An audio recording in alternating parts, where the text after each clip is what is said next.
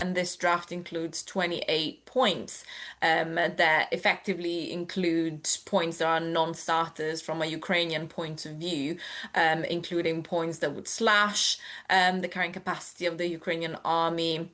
Most worryingly, include territorial concessions to the Russian Federation, including territory it currently does not hold in the Donbas regions, but also amnesty.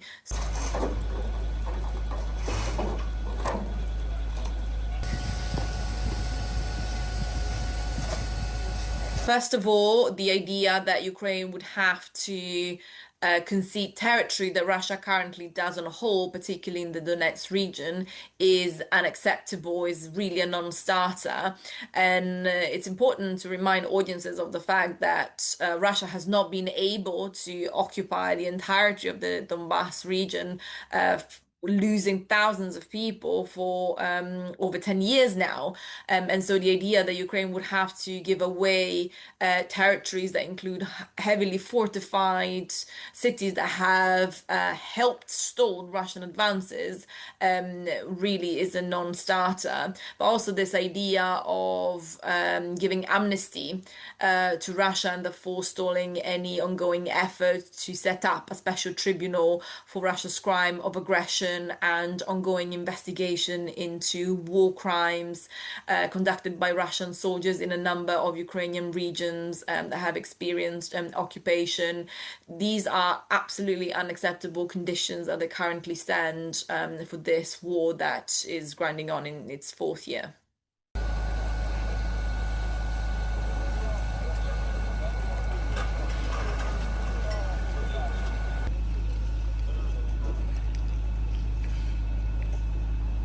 So this perceived window of opportunity of political vulnerability is sort of being exploited in an attempt to put pressure on Kyiv to accept, again, Russia's maximalist demands.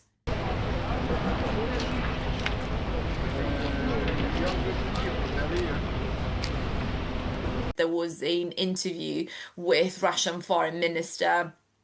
that sort of talked about a so-called Alaska process, and that is really reminding of the so-called Minsk process in the aftermath of the 2014-2015 invasion of eastern Ukraine. And it's this idea of trying to imitate progress in conversations and projecting this image of Russia as being a negotiator in good faith, which it's not, but in a way it's trying to minimize the risk of Trump losing patience with Russia again and potentially imposing new sanctions, and sort of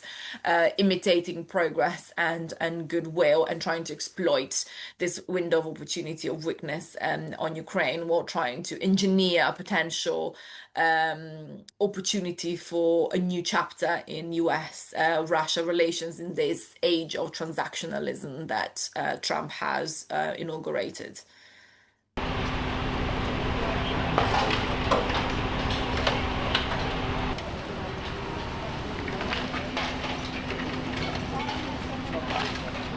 That should be a proposal that really signals the red lines of Kyiv and European capitals, and really sort of have a collective voice to signal to the US that the European leaders' intention is to keep the US on board, both in terms of diplomatic engagement and military assistance to Ukraine for as long as possible. But Europe needs to step up and be ready to side with Ukraine should the US choose to step out of this process altogether.